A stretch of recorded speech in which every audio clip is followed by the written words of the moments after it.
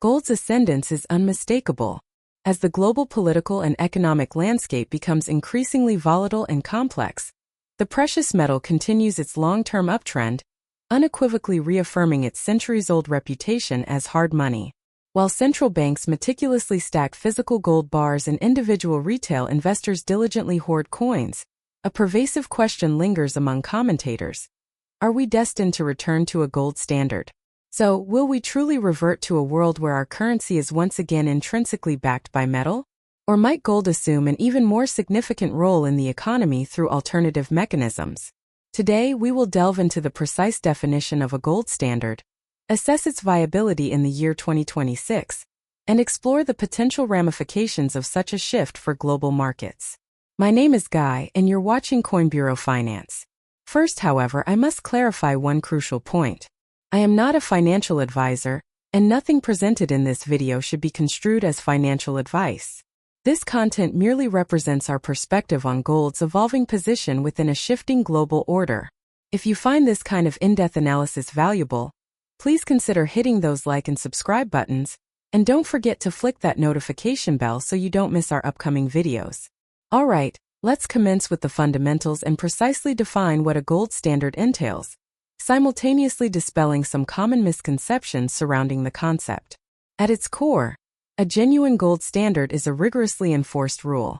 The government establishes a fixed conversion rate between its national currency and a predetermined quantity of gold, committing itself to readily exchange one for the other upon demand. If individuals or institutions can present cash and request metal at a set rate, then policymakers are inherently constrained from expanding the money supply indefinitely.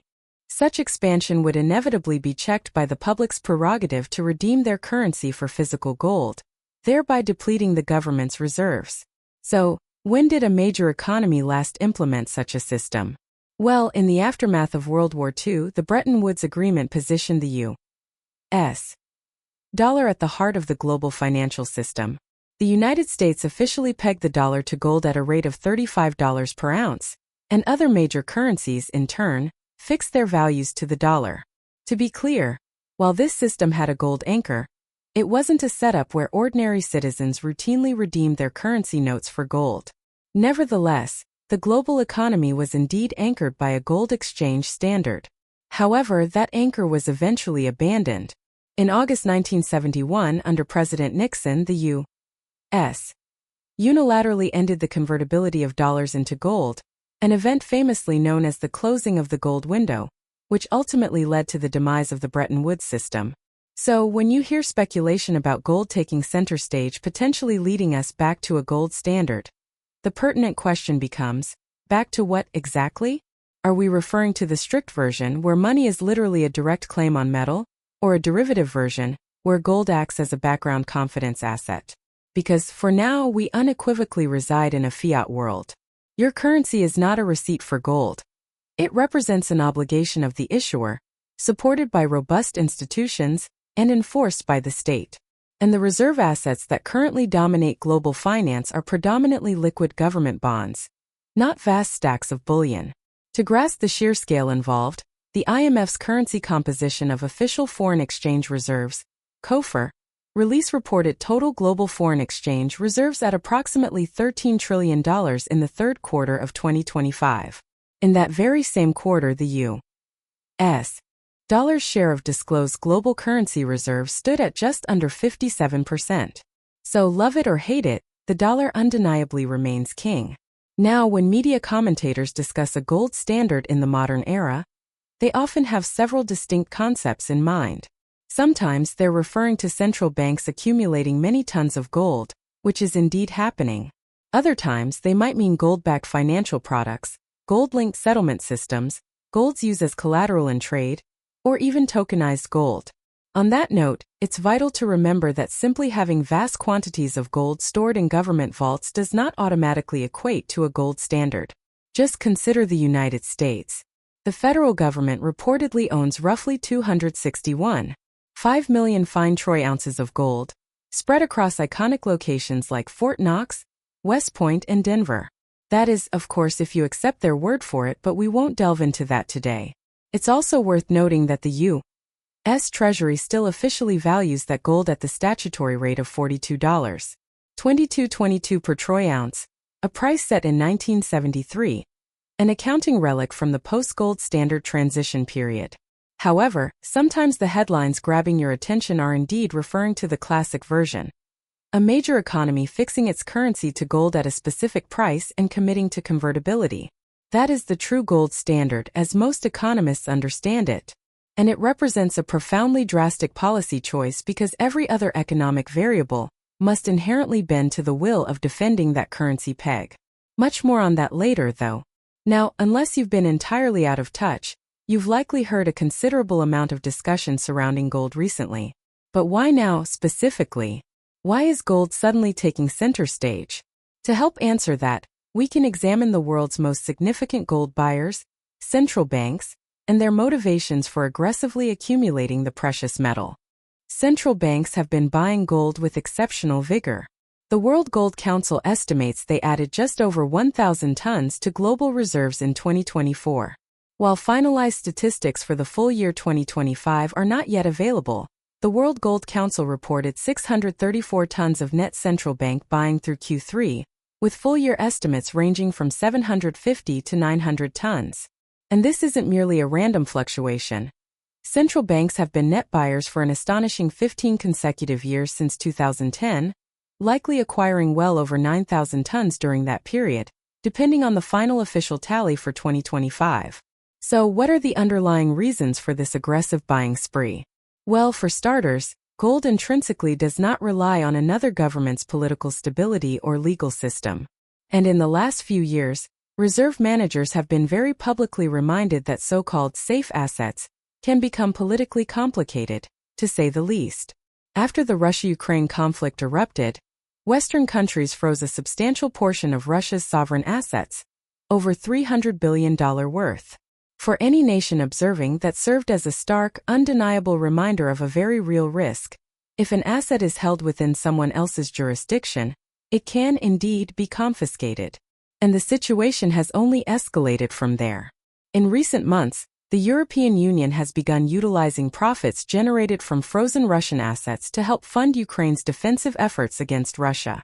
This development only further intensified central bank gold buying, as it significantly increased the perceived vulnerability of reserves held abroad.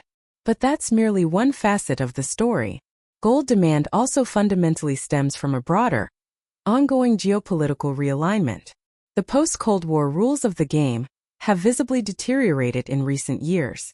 Trade relations are considerably more tense, and the direction of U.S. policy has emerged as a significant source of uncertainty for many nations.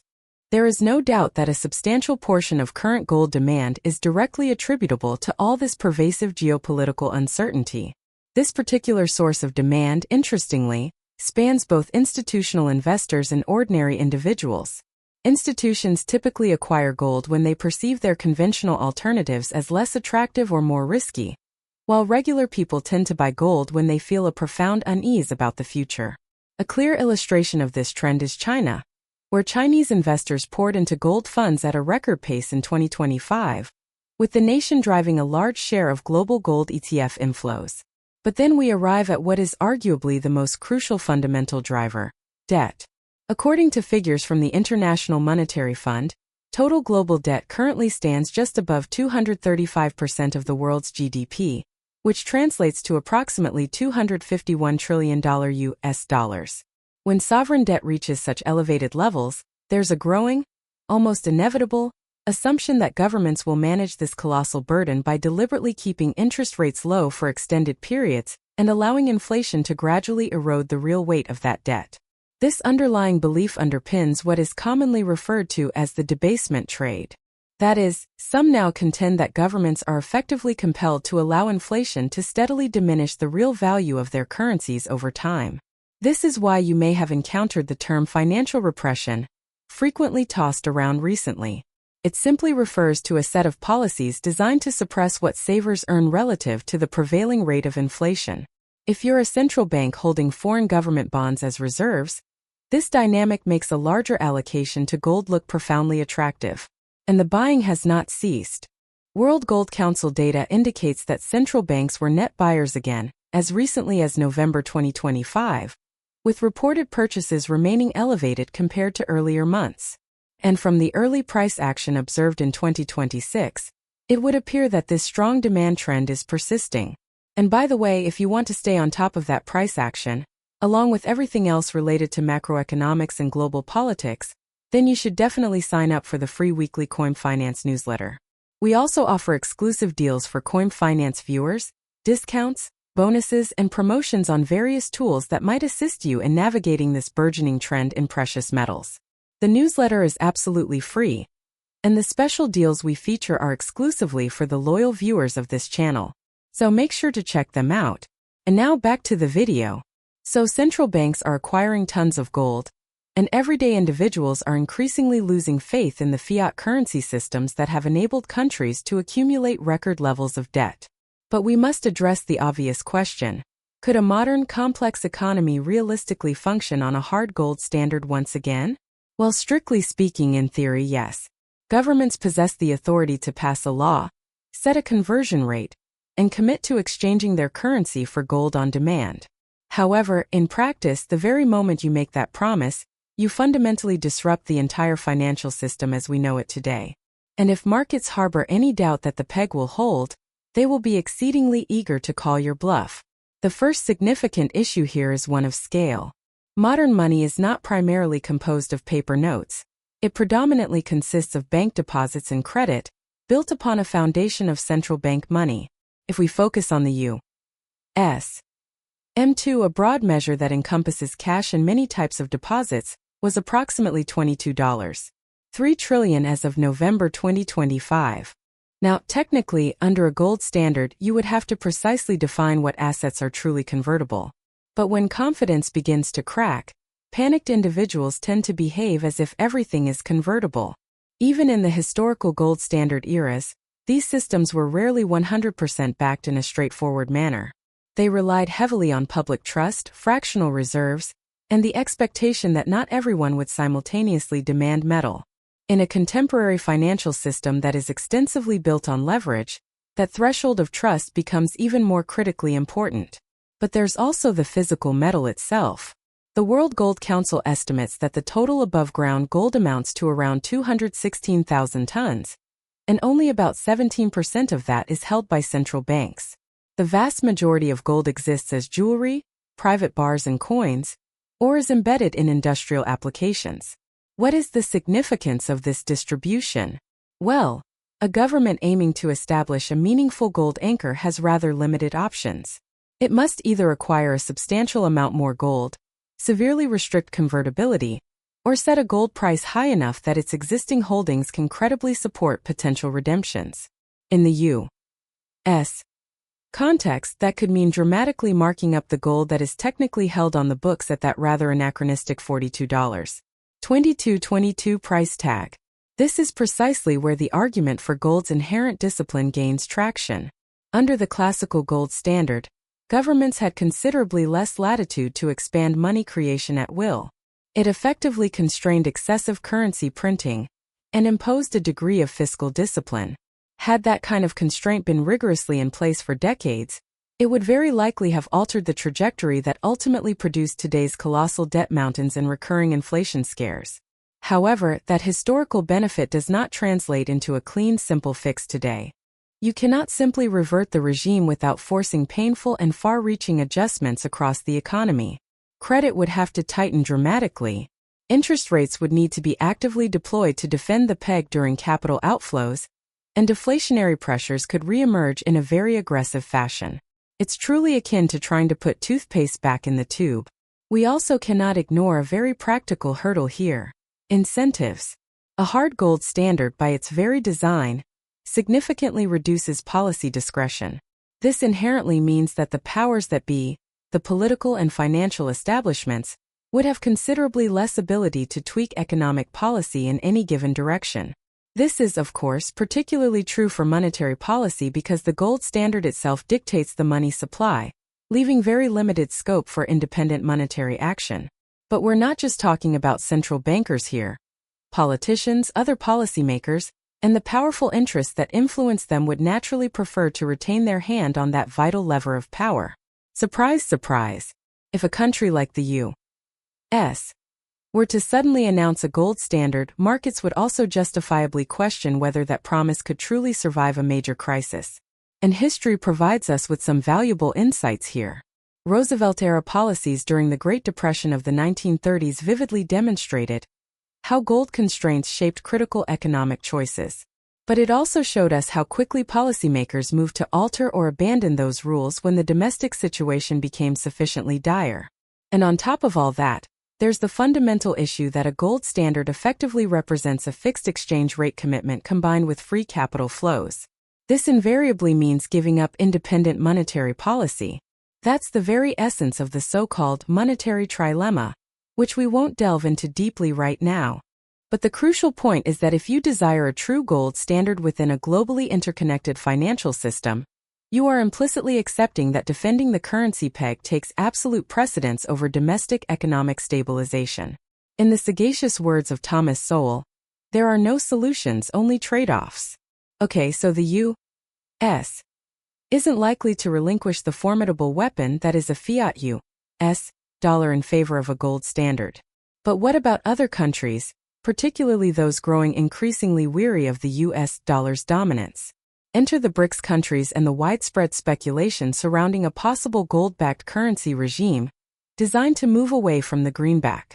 But before you get too excited, let's first quickly dispel some of the prevailing rumors.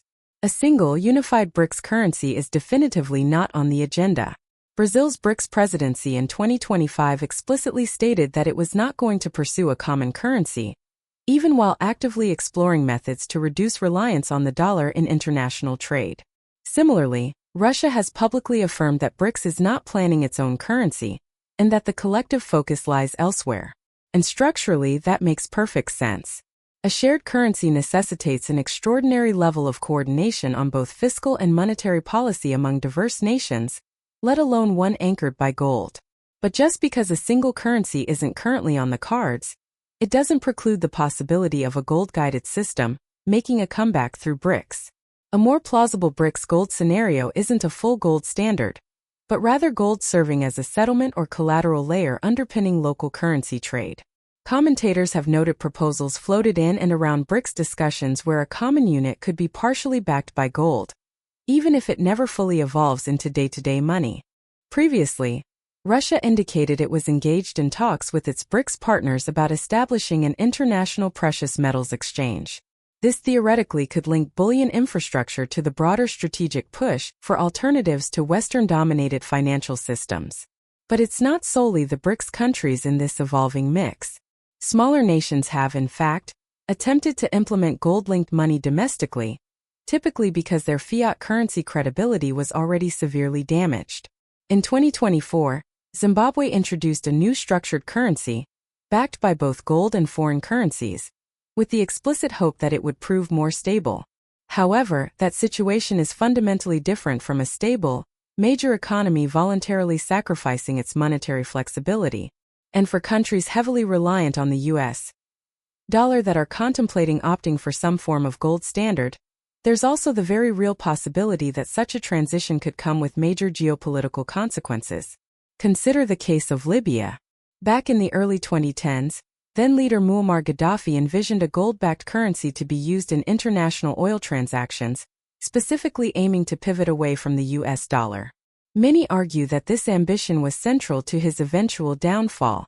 So, while there may be compelling reasons for certain specific countries to opt for the shiny metal, that transition is not likely to be easy, sometimes for reasons extending far beyond basic economics. But let's bring this discussion back to the major economies. Gold's momentum doesn't appear to be slowing down anytime soon. So, if bullion is poised to play a larger role in major economies, whether through one form of gold standard or another, what discernible impact would that have on the markets? Let's first examine the scenario of the full version. A major currency becoming legally convertible into gold at a fixed price. Now, today's financial system operates on the principle of elastic credit.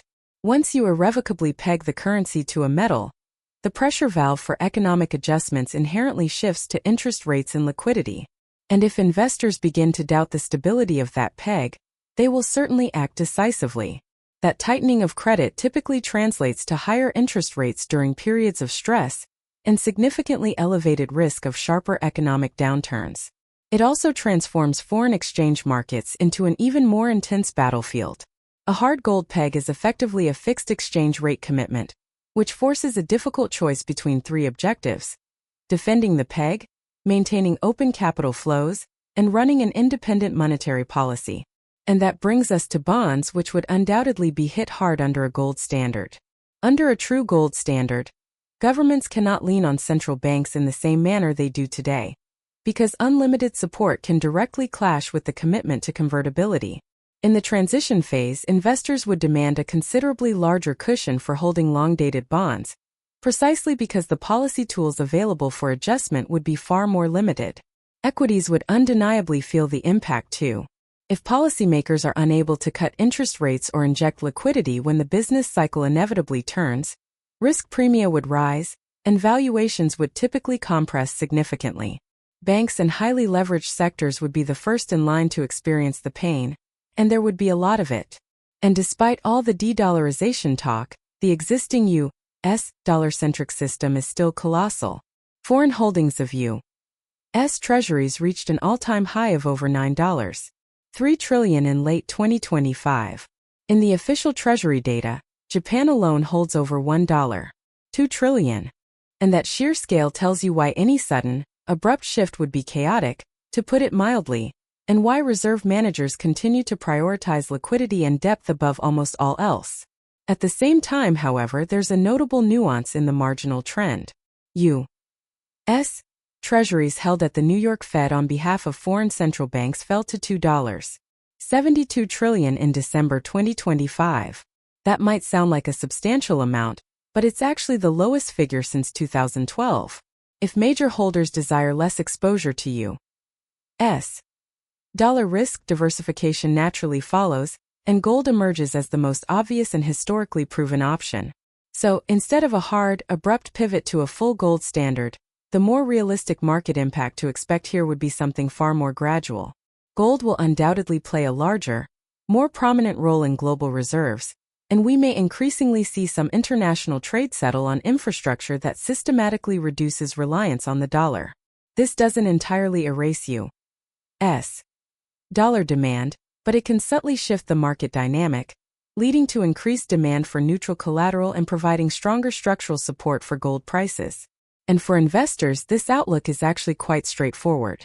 While a gold standard might hypothetically have prevented us from the economic bind we find ourselves in today, attempting to implement it now would be profoundly disruptive for interest rates, credit markets, and all growth-sensitive assets. A partial, gradual shift towards gold serving as reserve collateral is certainly less dramatic than a full standard, but it's still a very big deal when global foreign reserves collectively stand at around $13 trillion. So gold is likely to play an even more significant part in all of our lives over the coming years. Just don't imagine you'll be able to simply show up to your local bank with a stack of paper money and walk out with a gleaming, heavy yellow bar for your trouble. Well, that's our comprehensive outlook on the growing speculation surrounding a new gold standard. But what do you think? Would a gold standard genuinely improve things? Is it utterly unfeasible in the modern world? Or are the powers that be simply standing in the way of such a change? Let us know your thoughts down in the comments section below. And if you're interested in learning more about what those BRICS countries are up to with their gold, you can check out our dedicated video on that right over here. That's all from me for today though. So as always, thank you for watching and I'll see you in the next one. This is Guy signing off.